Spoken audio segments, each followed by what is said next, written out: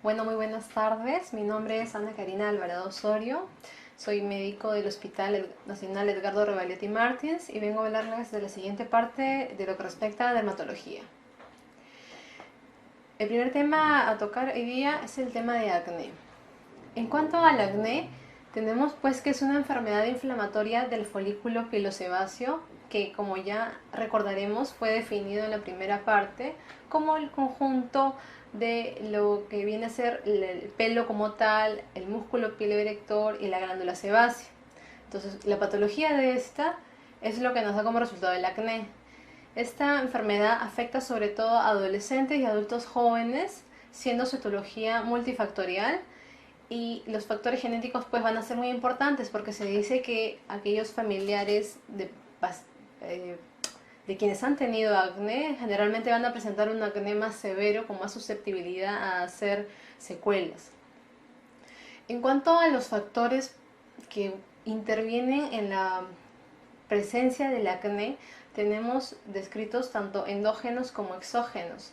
Dentro de los endógenos, como ya mencioné, en primer lugar la predisposición genética. Luego, en segundo lugar, tenemos a los factores hormonales.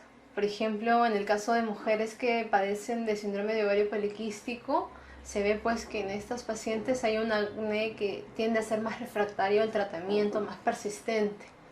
En cuanto a predisposición racial, por ejemplo, los caucásicos van a tener una mayor predisposición a padecer de acné. En cuanto a la colonización microbiana, es sabido ya pues el papel del Propionibacterium acnes como responsable también en la presentación del acné. En cuanto a factores exógenos, el estrés, si bien no está del todo establecido la relación causal, sí se ve efectivamente que se exacerban los brotes cuando hay episodios de estrés en el paciente. En cuanto a factores ambientales, algunos dicen que les va peor en el clima frío, por ejemplo. En cuanto a iatrogenia, esto es algo muy frecuente que vemos en la práctica clínica, y es que es el acné inducido por medicamentos, sobre todo por corticoides, lo cual se va a mencionar como un acápite aparte en las siguientes diapositivas. En cuanto a la alimentación, muy al contrario de lo que se piensa comúnmente, hasta el momento no ha habido una demostración clara de asociación entre algún alimento en particular que exacerbe la presentación del acné, por lo cual no se le recomienda tampoco al paciente evitar algunos alimentos en particular, ¿no? Simplemente se le dice que si es que por ahí que nota de repente alguna relación de exacerbación del acné con algún alimento, lo podría suspender o podría reducir su consumo. En lo que respecta a la etiopatogenia, tenemos una etiopatogenia que va a iniciarse con una alteración de la queratinización del infundíbulo folicular. ¿Qué es lo que ocurre? Ocurre una hiperkeratosis en este infundíbulo folicular. Y esto, aunado al hecho de que hay una alteración tanto cualitativa como cuantitativa del sebo que produce la glándula sebácea, va a formar inicialmente lo que conocemos como comedones, sea el cerrado o sea el abierto, que generalmente el abierto son los que conocemos pues como puntos negros, porque esta superficie negra va a ser dada por la melanina sobre todo. Posteriormente a esta alteración inicial que hemos mencionado, se va a dar el medio adecuado para que se altere la microflora bacteriana con una hiperproliferación del Propionibacterium acnes, de tal manera que se van a dar como resultado clínico la presencia de las papulopústulas, que ya vienen a ser lesiones inflamatorias.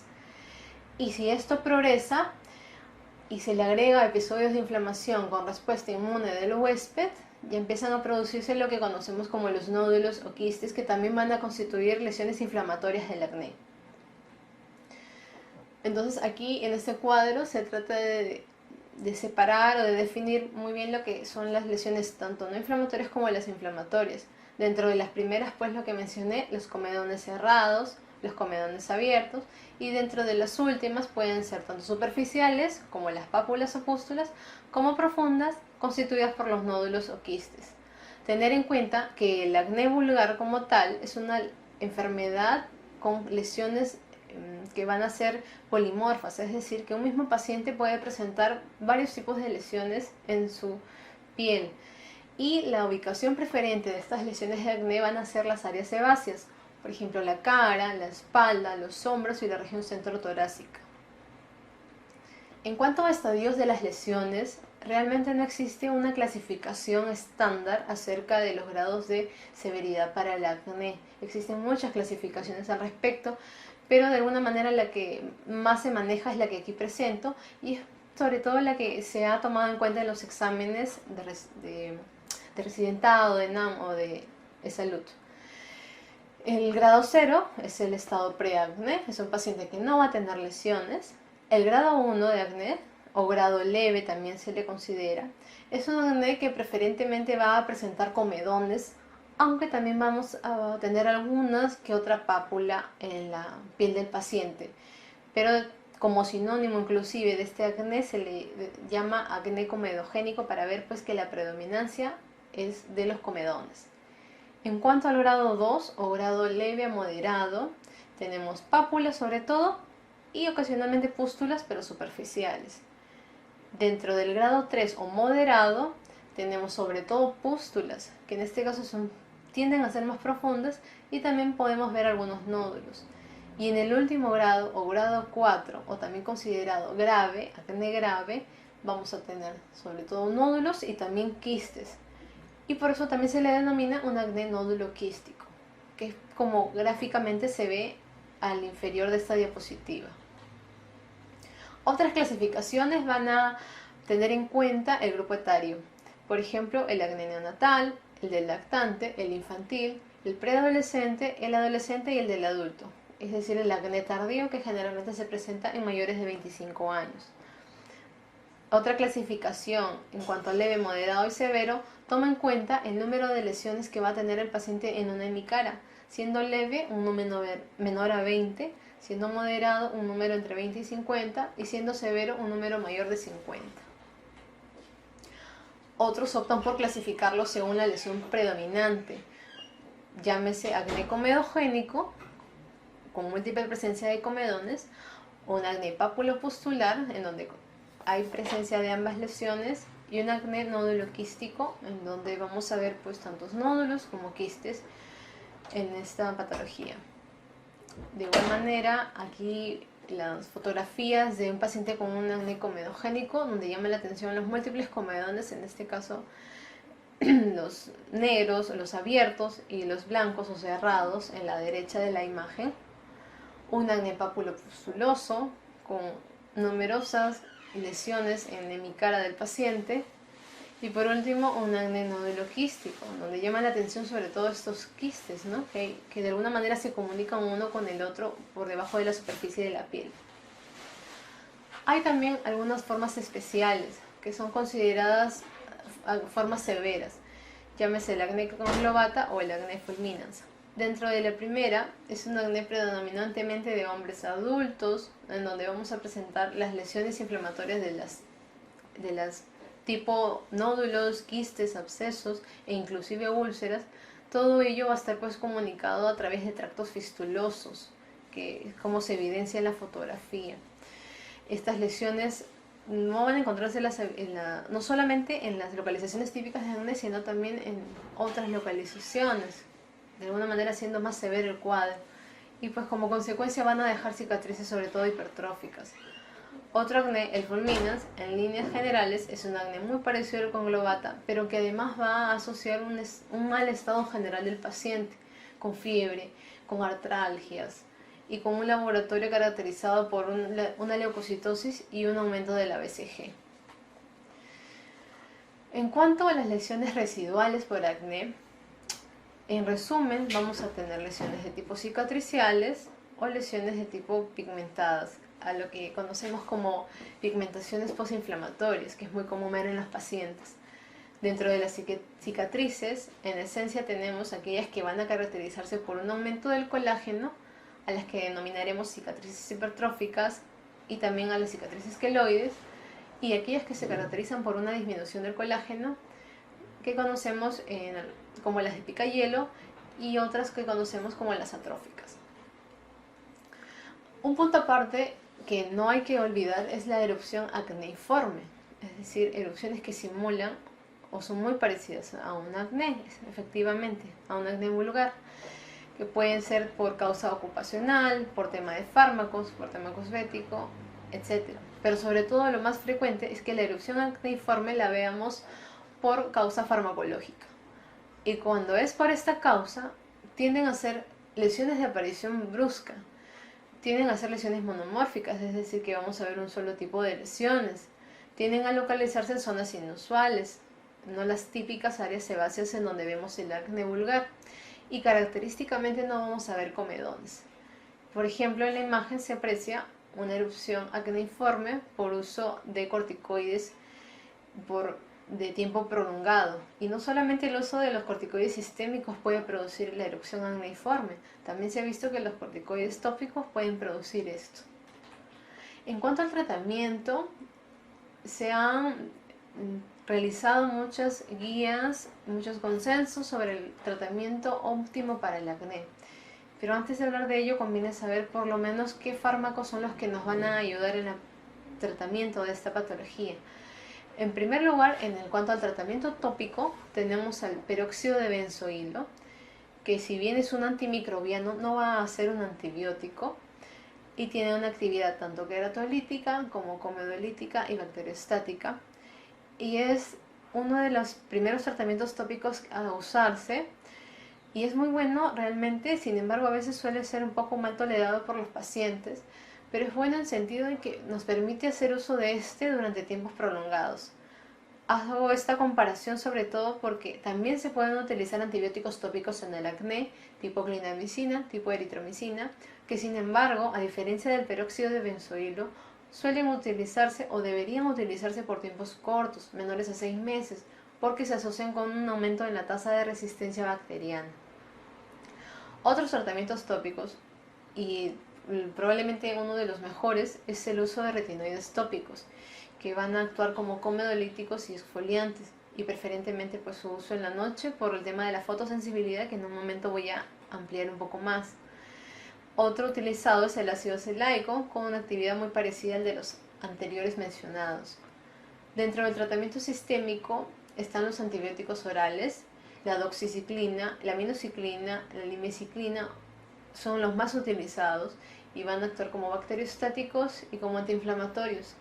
Y ojo que son fotosensibilizantes, por eso es muy importante que el paciente, además de recibir el tratamiento para su acné, use fotoprotección por este tema de la fotosensibilización, que es muy común que produzcan las tetraciclinas.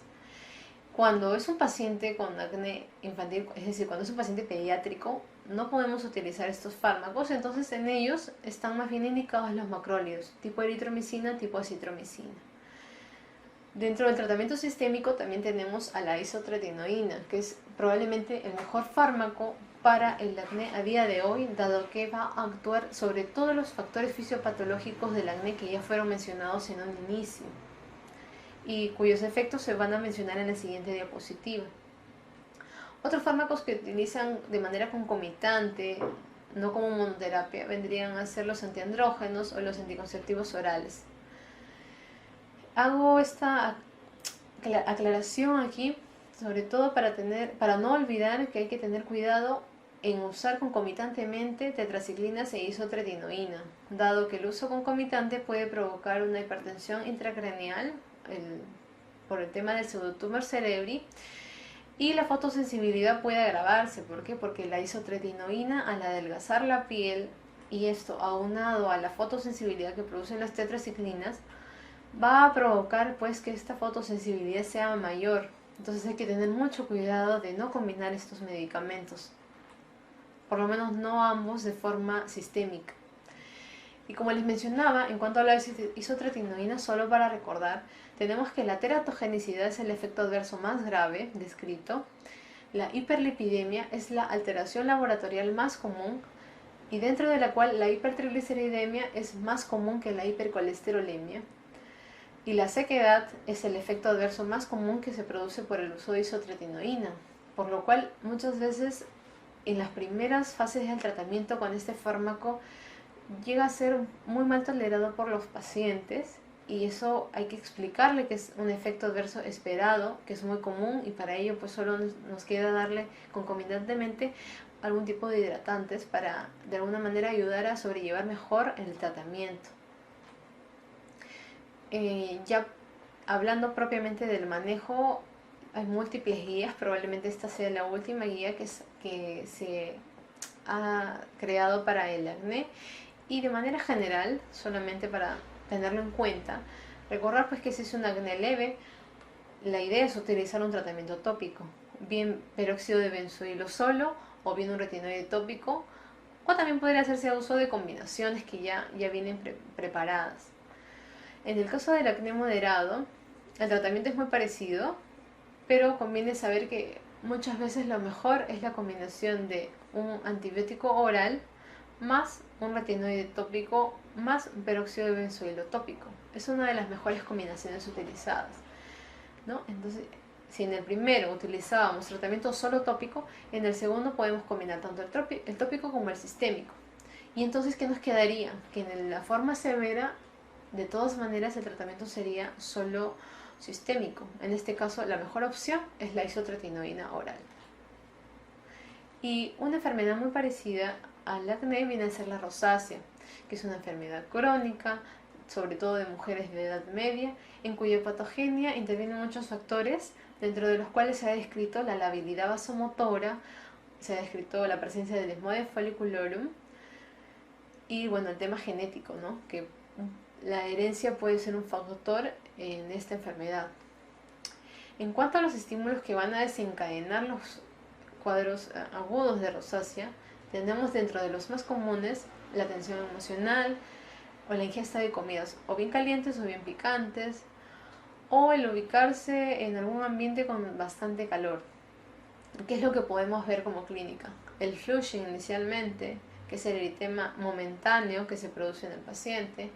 Puede haber también en su defecto cuperosis, que es ya el eritema en la piel ya permanente. Puede haber telangiectasias que pueden ser vistas de manera superficial. Pueden haber también papulopústulas, y es aquí donde se hace ya un poco dificultoso el tema de poder diferenciarlo con el acné. Sin embargo, la principal característica que nos va a diferenciar de todas maneras del acné vulgar es el hecho de que en la rosácea no vamos a encontrar comedones.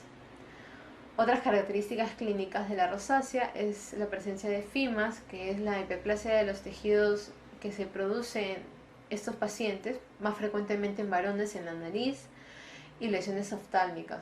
No olviden que en todo paciente con rosácea siempre es conveniente consultar o preguntar al paciente por alguna molestia ocular para poder derivarlo a tiempo al especialista. En cuanto a la ubicación de las lesiones, principalmente en la región centrofacial es su ubicación, y el tratamiento consiste por lo básico, evitar desencadenantes como ya los he mencionado hace un momento. También se ha descrito el uso de metronidazol tópico o el uso de doxiciclina o minoxiclina como en el acné. Y aquí pues una paciente con lesiones típicas de rosácea, en donde podemos ver que llama la atención aquí la presencia de telangiectasias y algunas pápulas pústulas, dispersas en región de mentón y en región de mejillas.